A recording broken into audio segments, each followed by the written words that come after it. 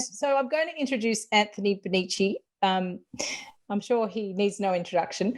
And in a few weeks, he definitely won't, because we've done a podcast and we're going to release that in a little while. But Anthony runs a wonderful program. He does all sorts of different motivational speaking and travels the world delivering his Brain Blinkers program, and overall helps people to kind of identify different blocks to success. That's all I'm going to say. He's goes without saying. Anthony, did you want to say something about your overall what you do, and then we could briefly touch on the Brain Blinkers program and let them know what's going on?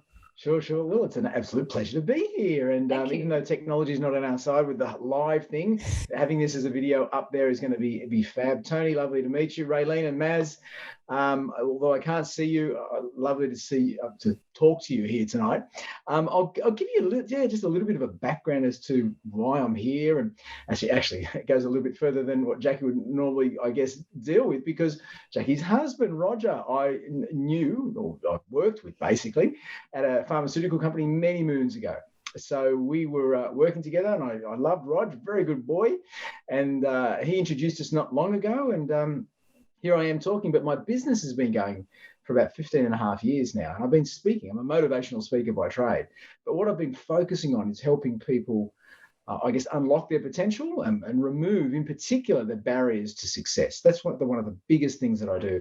I made a mantra up back in 2005, January 2005, that whatever I do, wherever I do it, and whomever I do it with, it's really got to focus on helping them achieve something, do something better than they have been doing. So, and it's been a pleasure. Brain Blinkers is one of our big topics. Yeah, that's for sure. Absolutely. And does anyone have any questions about what the Brain Blinkers might be? Do you have any ideas on what the name of the program alludes you to think? Any questions? Anyone or thoughts? I'll put up the little logo there. There we go. Yeah, that might give some of it away. It does usually. Tony, do you have any ideas? Not really, no. I'll wait for a little bit further in. Thanks. Okay. No, so yeah, look, I'll give everyone a little basic understanding. I came up with this notion like 16 years ago. I was working in the pharmaceutical company, worked there for a number of years, leading people and trying to work out what makes them tick, and realized that people have obviously very different goals, different ambitions in life. One thing I did notice, and the psychology behind this really backs it up, is that people unwittingly block themselves from achieving stuff. And it's usually down to beliefs that they hold that are in their way. Some really basic fundamental things. So things like limiting beliefs.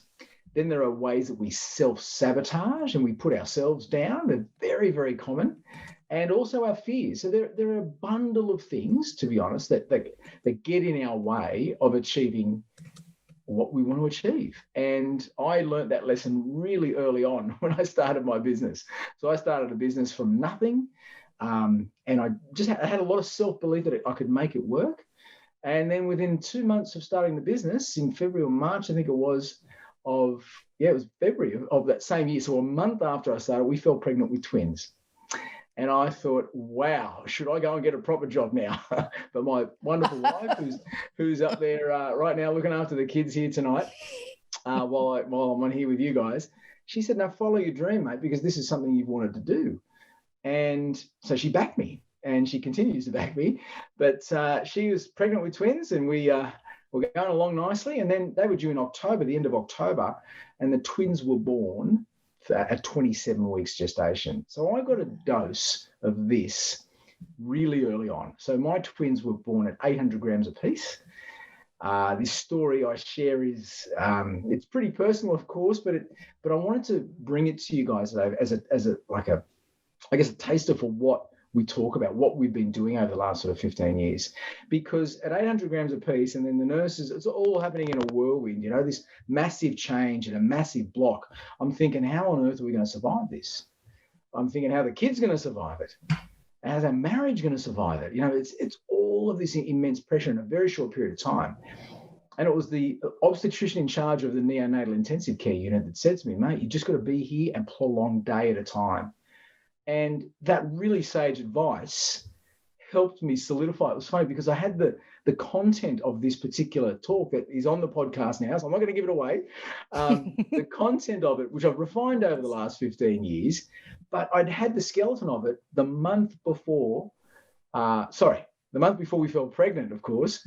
And, you know, I was in the process of building the business that year that the twins were born. So the message really is around, hey, I went through this. I had massive brain blinkers myself saying, I can never make this happen.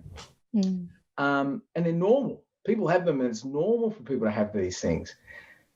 And there's just so much proof that when you identify and then work on removing the stuff that holds you back, it can have tremendous results. And obviously for the people listening to this, you've all been through some sort of major change, yeah? And you're working on keeping that change going. And that's what this particular program really focuses on. Excellent. And what a motivator. Baby's on the way. Like, oh my gosh. It was if nothing doesn't get your feet churning, it's babies. You're right, Jackie. Responsibility and growing up at a moment's notice. And when they come early, it's 12 weeks of work you didn't get done. That's right. So brain blinker is like blind spot. Would you say that? Right. It's something exactly like when you're driving in the car and you've got that car behind you and you don't know it's there, and suddenly it comes out and surprises you. And there it is. That's a really, really good way to describe it. Things that we don't know. And I see that everyone has them. It's not something we should be shy about. But it's looking at how to access them and how to work with them and get them to be either nullified, change your belief around who you are and what you do and what you deserve or whatever it is, and help you to move forward in a different way and break those patterns that you just haven't, even though you've tried, using willpower, using reminder, using diary, using meal planner, using all sorts of different tools to prompt you, but never quite crack it. And that's what we're talking about, is helping to unlock those brain blinkers. That's right. And that is, you've said it really well. I think I might have to be giving you a job here, Jackie. Top job. Really impressive. You might have to talk to the other CEO. The other CEO, that's right. Yeah, I don't think I'll be very successful with him somehow. No, you've summarised it really, really well. And having worked with truck drivers, it's funny, Tony's there. Truck drivers at Shell through to CEOs of big organisations like the Commonwealth Bank and Woolworths and McDonald's. You know what? One thing, Jackie, is absolutely clear to me in working with hundreds of thousands of people over the last 15 years and all sorts of walks of life. All sorts of ages. I've had 90-year-olds in the audience. On Friday of last week, I spoke to Year 12 students, brand new Year 12 students who will be doing the HSC next year. And then everyone in between. One thing is absolutely certain. You find one brain blinker, one blind spot, so to speak, one thing that's in your way.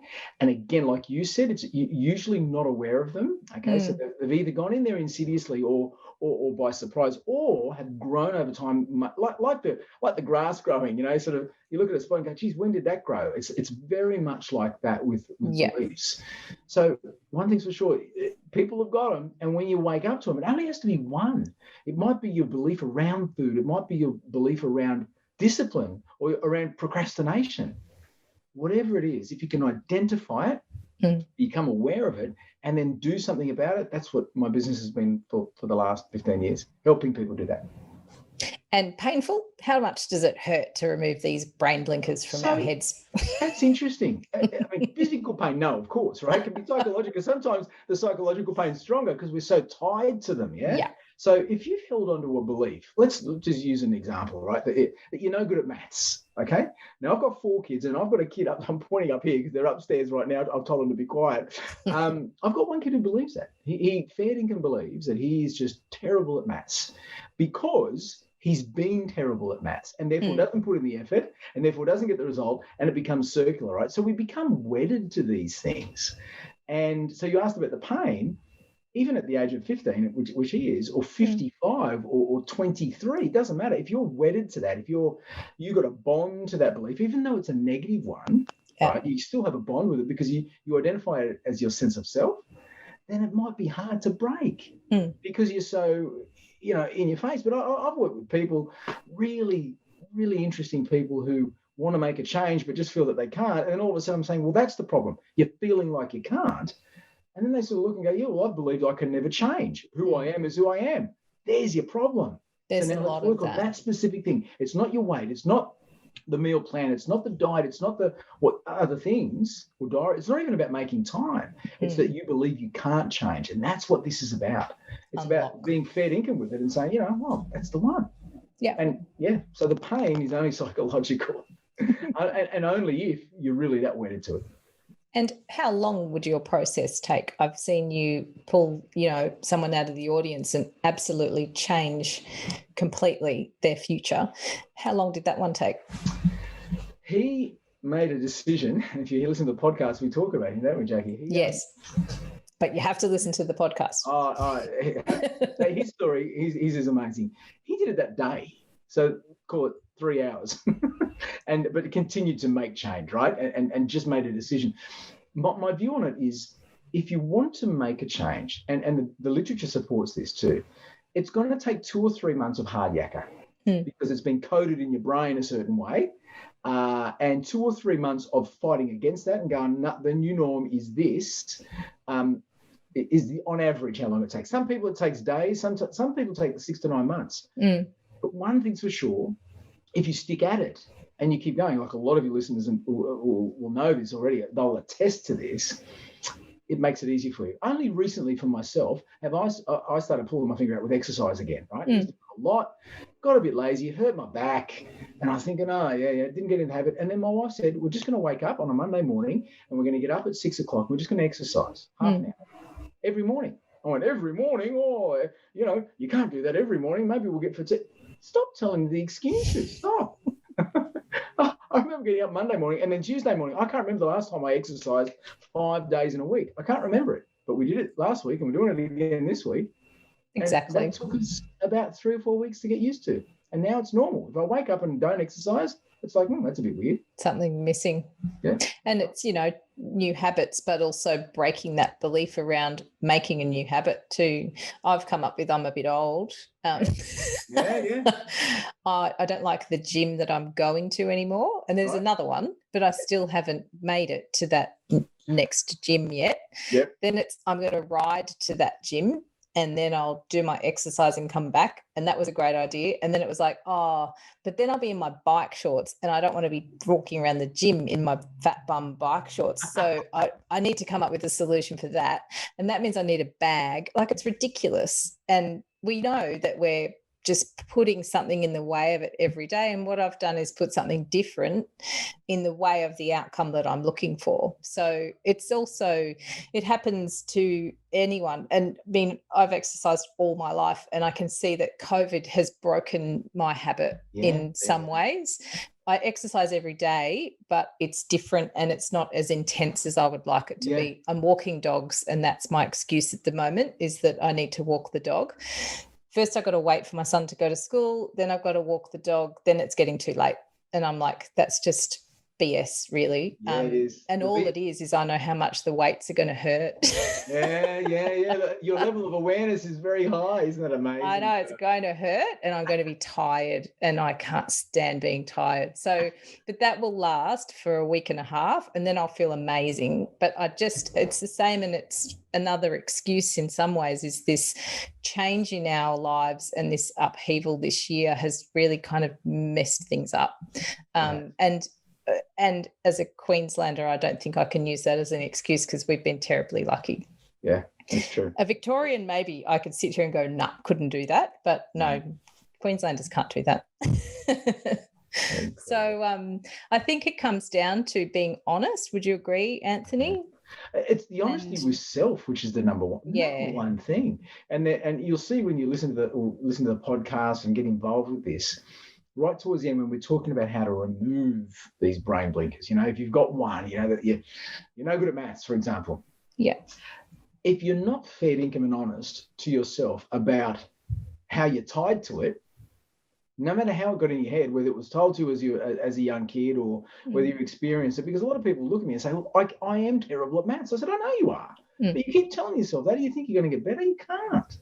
You have to make the change. But if you're really wedded to the old self, and you're not honest with yourself and saying, oh, that's really important to me, well then, and I'll use this because we're talking about set of scales. We'll do that in the podcast and in the book, of course, and all of that. But basically, honesty with self is the number one ingredient. It's basically the most important part of it. The willpower side is not as important as being fair income with yourself.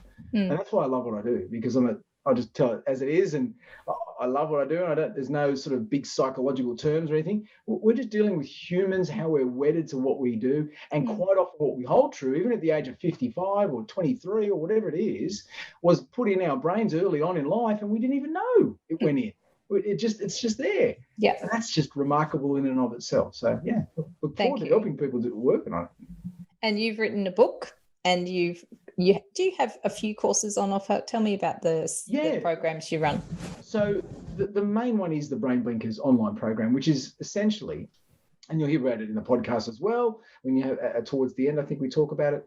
It's me in front of a camera, very professionally shot, with all the videos and support in modules where we take you through in depth the whole concept, from limiting beliefs through to fear and self-sabotage.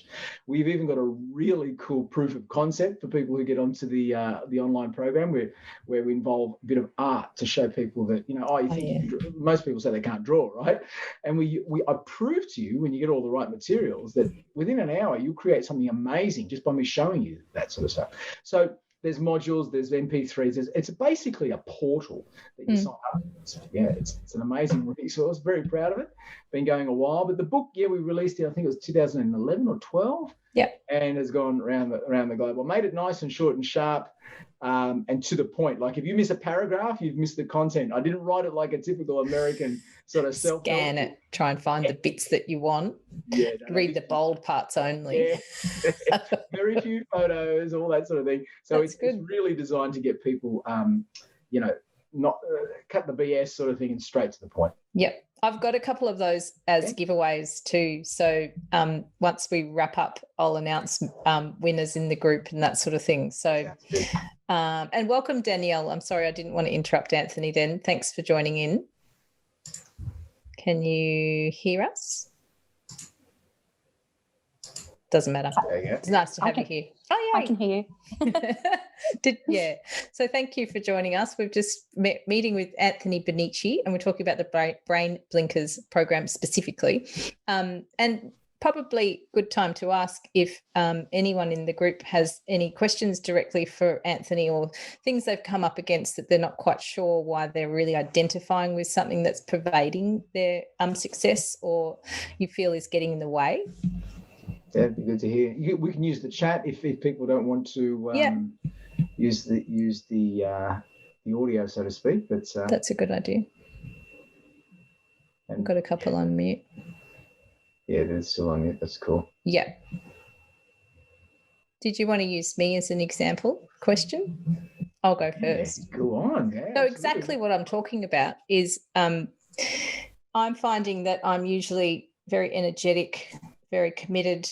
I like to feel healthy. It's my whole, personal brand, really. But I am finding with the lack of, I'm used to feeling very strong as well. And with the COVID period, I was walking probably 10K a day with the dogs, which is fine. And it's bloody hilly up here. So that's become my thing is, I've walked the dogs and I'm also milling around the house, and I don't know if and I work here as well, but I mill and I just waste time, and then I go, no, I can't go. So then I say to myself, I'll go after work, and then that's dinner, and then I don't want to go because I've had dinner. And I used to be able to just make that decision, and even when my son was quite young, I just used to go to the gym at 9 p.m. if that's what it meant.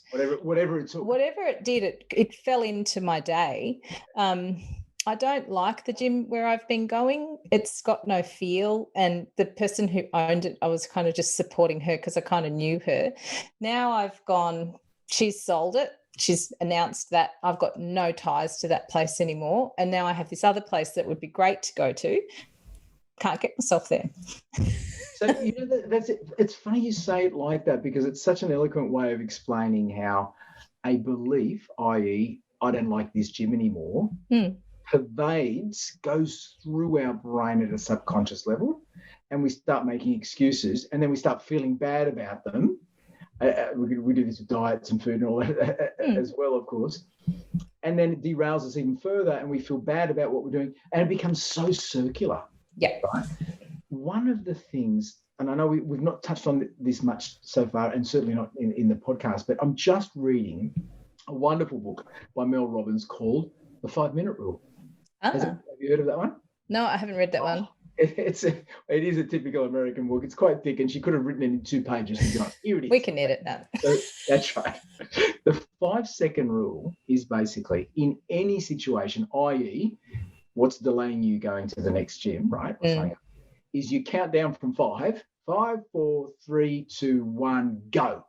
And you just do it. And she uses it by way of example of how she could never get out of bed in the morning to exercise. Yeah. Snooze button, the evil snooze button, never got anything done. And basically her journey was exactly what you'd said, Jackie, in terms of this and then this, I'll walk the dog, but I don't want to sweat, don't want to wear the bike pants, right? And that was her day. But this whole 5-second rule, and we know it as, drop, certainly my household with 4 kids, drop a piece of food. Well, I thought it was about food. Yeah, that's right. 5-second rule. It's actually probably about 30-second rule in our house, I reckon. Yeah. But the 5-second rule is, you can pick it up and eat it still. That's cool, right? Yeah. Maybe COVID's changed that a bit. That's her thing is, it's the 5-second rule. You take action on 0. You go. No matter what it is. So like that. Alarm goes off, and I did it this morning. Alarm goes off nice and early. Oh, God. Okay, turn it off. 5, stay in bed 5, 4, 3, 2, 1, blanket off, go. Just start walking. Just move. No, don't think about it. No emotion. You don't tie emotion to it. You don't tie thoughts to it. You don't do anything. You just take the action. So, for example, for you, Jack, I'd be saying, in order to make this, first of all, you're really aware of what it is. What are the benefits to your doing it? And this is, don't want to spoil the podcast here. Yeah. But the actual doing that last step, implementing the 5-second rule and just going, right, tomorrow morning at 8:05, I call the gym. Yeah. You just make a call and you say, I'm going to join up. What deal can you give me? And that's what you'll do in the morning at 8:05. And you set the time, you set an alarm, and you make that happen. And then, like we all know with procrastination, all of us have done it. Some more than others. Oh, yeah. When we procrastinate, we all know that when we do the thing that we've been procrastinating about, we go, oh, that was easy. Yeah. Why haven't I done that before? I have this thing where I think everything's going to take ages. I think it comes from living in Sydney. Yeah, and I still, every time I go somewhere, I'm like, oh, God, it's just going to take ages. And you know what it is that to get out to my car here, it's 4 flights of stairs from the back of the house. Yeah, right. And some days I'm like, I don't even want to go to the car. Or if something's in the car, it's like, I can't even. So I park out the front because that's like right on the front of the house. And that is you have to keep going and you've got no excuse to go, making it hard. But it is a bizarre thing that we put, these ridiculous things in the way of.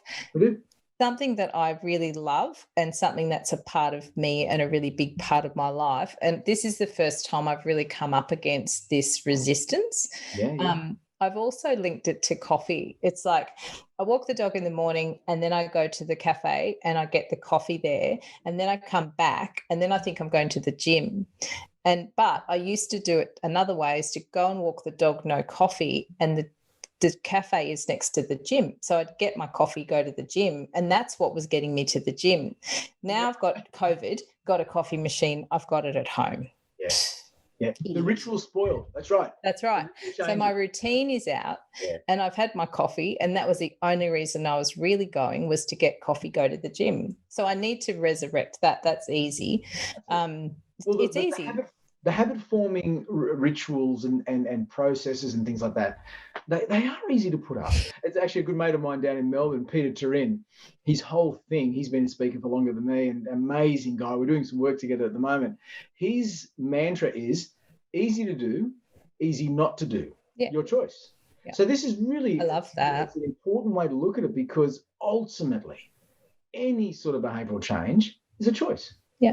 You can put in front of you. Sometimes we've got the literal gut, not literal, the metaphoric gun to our head, like you've got to make the change. So if you get a really high cholesterol reading and the doc says, hey, you got to change what you're doing, otherwise you ain't going to be here in 6 months type of thing, well then that change is somewhat easier, even when you have to make massive change. But when we don't have the metaphorical gun to the head, and it's something to do with something we love, like going to the gym or whatever it may be, we need those rituals and the habits, and we have to make it a decision. Yeah. We have to make it our decision. Do it. I only use this example: turn left or turn right. You can't go straight because it's a T intersection. Put your left blinker on or your right blinker on. Yeah. If you turn your left blinker on and decide not to make the change, well, then at least you've made a decision. At least you made an informed decision. But the path to whatever you want to do, going back to the gym and feeling great again, requires the right blinker. No, that's going to take a bit of work to do. Absolutely. Yeah, absolutely. I love that. Do it or don't do it. Like, No, his thing is easy to do. Easy to do. Or I like it. It's fabulous. Yeah, he's a fantastic guy. Really. Yeah. Really. What was his name? His name's Peter Turin. It's Thurin. Thurin. Yeah. If you're out there watching this, either tonight, whenever you're watching this, and I don't think I talk about Pete when we do our stuff on the podcast. So he's an amazing guy. Just peterturin.com. Yeah, I'll put that in the notes. Wonderful about choice. He'd be fabulous to get on the show at some point. Yeah, one always leads to another. And I've got another one coming up that's really interesting. More on that later. Cool. Gay, I can't remember her. She's an American lady. She's wonderful. And she does a lot of kinesiology and learning and whole kind of habit breaking and that sort of stuff. And I guess that's my intention is there's so many wonderful people like yourself, and and I'm trying to expose a whole lot of these ideas so that there's different ideas out there that resonate. Yeah. So something will grab you at some point and be your thing. And that's my idea is enough of also what I'm trying to do is immerse our group in this thinking that it's changeable, it's accessible. You just need to know who can help you and what you need to read about and how to keep it front of mind. And that's the whole thing about our community, is pulling everybody into that understanding that, we're not stuck and we just need the right key. And it's constant learning and constantly immersing yourself in this kind of work that, you might find 5 things that Anthony says, you go, oh, I need to explore. And it takes you off on another tangent. And then you'll, something that you'll say will lead me down another path. And that's personal development, in my opinion, is once you get on, you can't get off. Yeah. It's not always easy, but it's rich. And I think that's the main thing to grasp, is that this weight loss surgery journey is definitely not easy, but I think it leads you to a richer path where you are exploring yourself from the inside and from, every angle, what you eat, how you work, how you exercise, who you associate with, and how that all relates to your path forward. Well, I mean, that what you just said there, Jackie, relates directly to what Raylene just asked on the chat. Oh, I didn't see that. Yeah, it's just sort of pop up. So what happens when you hate the gym and never have been an exercise person? Yeah. Raylene, it's a real and relevant question, right? And as I look at your little question here, part of that is you've never been an exercise person, so you believe you're not an exercise person. And maybe that will be fair to say, right? So that's part of the problem. That's going to be part of the thing that you tackle first up, because you've laid evidence on that over your life, much like Jackie was explaining with this whole gym thing recently, right? And you may not have been in the running races, never done tennis or played the sports and all of that. So the brain goes, oh, we're not exercise people. We just don't do that.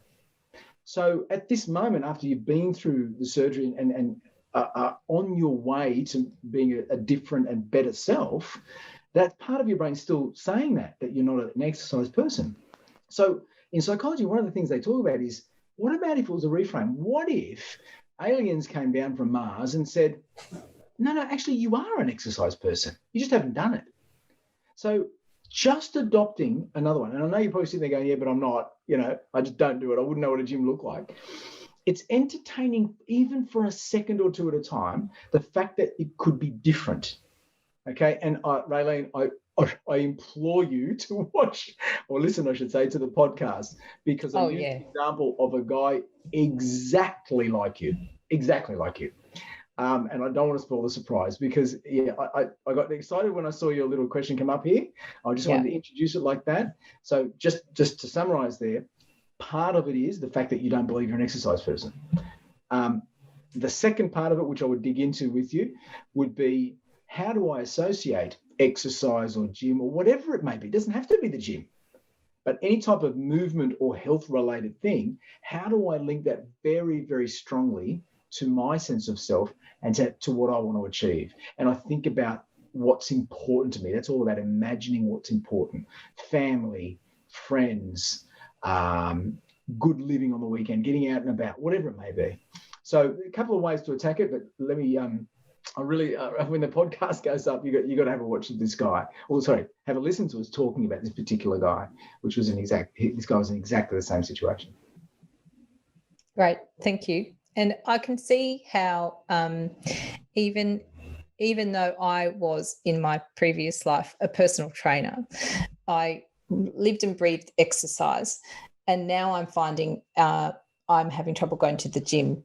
And I think that I put myself in the situation of someone who doesn't feel confident in their body, is not happy with the way it works, may have some injuries, might have, and these ideas that they're not an exercise person.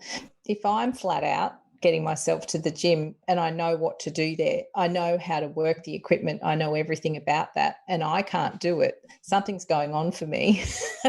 But I also, when I see people who, don't fit the exercise person set, who are at the gym, I get quite emotional, because I know what it's taking for them to get up and go.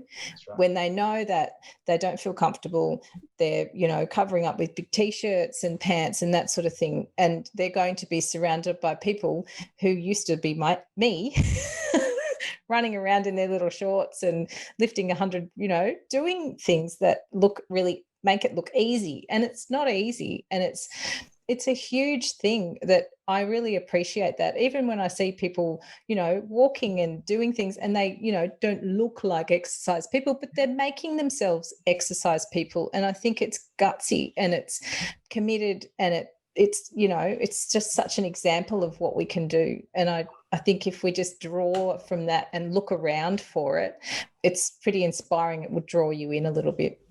I'll leave you with this, because I just came back from picking up my son from cricket training. My littlest one, who's 13, plays cricket, and the manager of the team, her husband, right, his name's Darius, I'm pretty sure, I don't know for sure, but has probably been through the bariatric surgery. I'm just about convinced of it, because he was really, really big.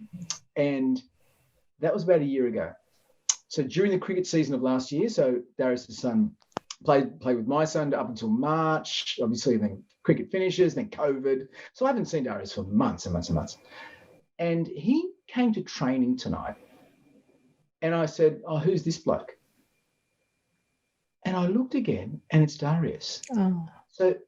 And he is a shadow of himself. He looks amazing. I remember when I was coaching the side a couple of years ago, Darius would come and would waddle to square leg, and the ball would get hit to within a couple of meters of him, and the boys would pick it up well before he even got close to it, because he was that uncomfortable. But to his credit, out there trying to do something, but he could not walk quickly at all. Forget running. He couldn't walk quickly. And Darius was at training tonight, and I called him, you are the invisible man. What happened? And he said, I just made up my mind. And I just went, oh my goodness. And I knew I was going to be speaking to you guys tonight. And I've got a session tomorrow on the same topic, around training. And it just made me wonder. And I had to grab him and say, where has it gone? If it's not 60 to 80 kilos, I'm not here. If It's amazing. No, it's remarkable. So surgery, I'm guessing. I love what he said.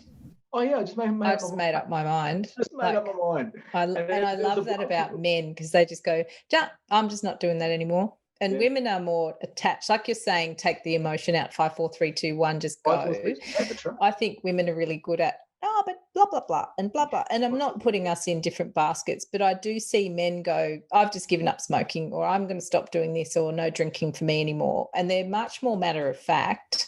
Yeah. And I just think there's a difference there in how we attach ourselves to things. And it's practicing. But, yeah, I love it. I just made up my mind. So I've gotten about 4 different things out of our conversation tonight. I don't know about you guys. Did you all appreciate our thumbs up or ticking? I reckon it was great. I really do. I had a lot of health issues, and I can relate to what you were saying, Jackie, about trying to find an excuse. When you say, no, I won't go out for walking this week because my arm's sore, or my shoulder's sore, or my stomach's sore from the operation, and I just build up and build up and build up. And then, like Anthony said, you just let it go. Yeah. I'm going to try that 5, 4, 3, 2, 1 bit, don't you? Yeah, I like that. Yeah. And you're doing a great job, Tony, just immersing yourself in. You're in every live that I do. You're online, you're in the group. You've really, and that's what it's about, is keep it in the front of your mind, and you just get reminded. It's Facebook, it's in your face all the time, but it's just being a part of it and sharing and absorbing. And that's what I see you doing all the time, is just you're up for anything. And I find, especially the Facebook page, very inspirational. See some of the stories on there, Gee, I can do that. Yeah. Forgetting their procrastination, that'd be my buzzword, I think. Yeah, I think you'll love this podcast, because there is the story Anthony tells about one particular man in one of his events, and the transformation just from that moment. It's tangible, and it's doable, and it's not painful. Yeah, real and not painful. That's true. Yeah, no surgery required, which is good. I'll have to get a link up for it. Yeah, definitely. I'll put it up. And stay tuned, because I do have some giveaways for Anthony's amazing book, and thank you for your generosity. And we also mention at the end of the podcast something for the members as well. So it's been awesome. And does anyone have any last questions or anything they want to comment or anything like that before we head off? Raylene's asked, when will the podcast be available there on the chat? Oh, yeah, I think it's next week. I'm just the talker. Then I hand it over, and I get the spec later on. So I'm pretty sure you're next. Amanda Clark was the last one. Did you see that one? It was a good one. And then Anthony's next. So I'll definitely post it in the group. And there's with every one of our podcasts, there's show notes so that you know how to reach him and contact and follow the program and that sort of stuff. Perfect. Wonderful. Any other chats? I can hardly read it without No, that's all there, guys. It's been an absolute pleasure. Thanks for having me on, Tony. Thanks for showing I appreciate your time. Lovely face tonight, mate. To Raylene, Danielle, Jeff, really appreciate you being on this too. And to everyone out there, Anthony, cheers. Cheers, buddy. I'll say goodbye now. Have a good night. Yeah, wonderful. Thanks, guys. Thank you. Bye. Thank you. Bye. Bye, Danielle. Yay. And thank you, Jeff, for joining us. If you guys want to stay in, we can just finish off, and then there we go. You've moved to the top of the screen, Anthony. So thanks for joining us, Jeff. I know you came in a little bit late. I hope you got enough out of that. It was meant to be live, and it'll be posted up on the Australian Weight Loss Surgery podcast as soon as we can get it up there. Bloody disappointing technology. It's and you can't, because I've set a meeting, I can't test it. I can only wait till it's ready to go, and then if there's a problem with it, that's when we find out about it. Hi. Yeah. I see you got the sound program problems fixed, Jackie. Yeah, I've always got a bloody problem. And during office hours, I have like a team who'd go, just press that button or just do that. But it's 7:00 at night and I'm at home, and they listen, and I can see them posting me messages going, just do this and just do that. And I'm like, oh God. So it's always harder when you're on your own. I know. Yeah, I don't love it, but it's the job done. But yeah, I find with the live, there's no way to test it until we're here. But Anthony's amazing, and the podcast we did is such a great insight into what's going on. And what I'm going to do, he's given me, I haven't unpacked the parcel yet, but I've got some of his books, and I just didn't want to promise anything until I knew how many there were. But I'll put all your names in a hat and pull them out, and I'll announce winners in the group, because it's great to have you on board. And you guys are kind of what make it more interactive, and we can get a good sound out for how people are feeling about things and what we need more of. Is there anything that you guys would like to hear more about just on that? Any topics that we might cover, or things that you're coming up against, that kind of thing? It's always good to get your feedback. I'm only 7 weeks post surgery, so I'm still very new to it all, and so I've just been watching from afar, really, and sort of starting to interact a bit. But I'm a little bit shy. I'm still trying to work it out, and I don't know. Sometimes I even feel a bit silly, because it's almost like a rebirth. Yes. It's not like I haven't lived before. So I kind of feel a bit shy and embarrassed about, things that I'm wondering that I kind of feel sometimes I should know the answer to already. Yeah, there's a lot but I don't, because I've learning. never had surgery. Yeah. And it's great so when I'm you finding ask those everything questions. very interesting. Yeah, that's brilliant. Yeah. And I don't know if you found the podcast website yet, because that's almost like a walkthrough before surgery, what it's all about, which surgeries do what, and then it kind of goes on from there. So it kind of takes you on and a lot of my focus is on mindset. And it's, as a nutritionist, it's really important that you eat well and you take your supplements and all that sort of stuff after surgery. But I also think that unless we're banging on about this, it almost sits in the background. And I think for everything I've done in my life, it's been like these kind of things, the brain blinker of you just don't know what you don't know. And to help people access those kind of concepts, I don't think in our space there's enough emphasis on that psychological point of view. So a lot of, we've got, just exposing people to different methodologies of kind of looking within and growing along, because it is life-changing and relationships change and all sorts of different things that you don't kind of expect. So to find a place where you can get that support, or, and we've got obviously connection with a whole lot of different realms as well through doing the podcast, but also just we speak with all the dietitians, in pretty much most bariatric dietitians buy products from us, so we know who they are, we know what they're doing, we know where they're located. So it's always I like to be able to, someone's having trouble with something and they'll reach out and I'll know where to direct them, sort of whatever's going on. So please do use us as a support, and don't think that your questions are stupid, because they're always really helpful. And if it's not you asking the question, somebody else has got the same question. And it is interesting how it is the same thing, like physical surgery, but just how many different things can come from that is pretty remarkable. We get some interesting our bodies are pretty quirky. I'll just say something to Danielle. I reckon you just keep going, love. You made the first decision, you've made the first step, keep going. It's only onwards and upwards from here. So just think on the positive side. Thank you so much. Thank you. Yeah, I do feel positive about it. Yeah, that's good. And have you been comfortable and everything? It's so different. Yeah. How have you found it so far? How are you feeling? Great. I mean, it's definitely, I feel like layers have come off me, and that's not just weight, but it's also mentally. I do feel freer.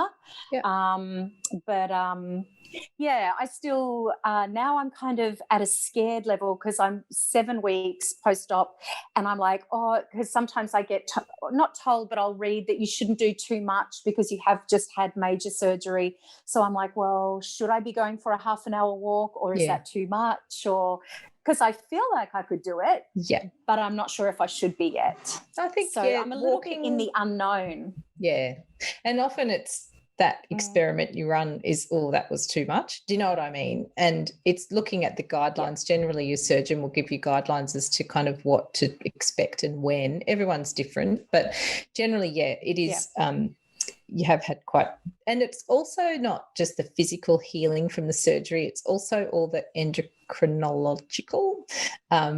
From that point of view, what is being reprogrammed and what's changing, I think we don't give enough credit to that either. It's like it can be a very emotional time. And for women particularly, I find that with obesity comes high levels of estrogen or excess estrogen. So also when you're losing weight really quickly, you're releasing a lot of that estrogen because it's stored in the fat cells. So hormones are woo and emotions are pretty up and down. And it's linked to all of that, but also a different set of nutrients and, you know, neurotransmitters and all that sort of stuff that are provided by food and supplements. So it's making sure you're kind of aware of where everything's at. But yeah, I do hear a lot of, it's almost like a grieving process, that it feels quite like a bit of an emotional roller coaster for the first little while. Yeah, and it's just learning so much more, just coming across more and more information, really. You know, what's next, and it is always changing. There's some times that feel like it's slow motion, and other times I'll put on something and it just doesn't fit anymore, and it hasn't even been that long. Yeah, that's and the scales haven't moved, but all of a sudden something doesn't fit anymore. Fitting. That's a great thing. Yeah, it's bizarre. Exactly. Because I think in our generation, we're all brought up with this weigh yourself. And even the dietitians and the surgeons talk about weighing yourself. And I still don't know why. Yes, I understand we want to see the weight going down, but it's composition. And I don't think there's enough focus on that, because you're right. You get on the scales and if they haven't changed, it's ruined your day. But then you put your clothes on and they're falling off you. So it doesn't add up. So measuring is a good thing. And just kind of, putting on what you used to wear. Did you see Charlie Palupe is another real contributor to our group? And he just had his 12-month anniversary. He's remarkable. I like the suit he come out in. It was a great I know. He's got some incredible clothing, but he put his whole body into one side of his pants. Oh, and just held the other side out. Yeah, I did a podcast with him too. He's lovely. So it's those kind of things that it would take a while for your mind to catch up with that too. So it's a pretty interesting process. I come from a natural health background, and when we first talked about getting involved with bariatric surgery, I was like, oh my God, that's not natural. And now it's like, you know, when you understand the science and the understanding of when the application of the surgery is suitable, you can see, you know, the amazing effects it has on changing people's lives, and it's given me a different outlook on things, which is interesting. So thank you all for joining us, and we'll certainly pop this one up on the site. So it's AWLS podcast. You might be interested in having a look at that. There's usually links to it all through the BN Multi. I think actually on the BN Multi site now there's a link to the podcast site. And I'm having a bit of fun with it. Cool. I'll check it out. Thank you so much. Yeah, my pleasure. Thanks, guys, for joining us. Thanks, Raylene. Thanks again. Thanks, Anthony. Good to see you again. Thanks, Tony. Bye, guys. Bye, Danielle.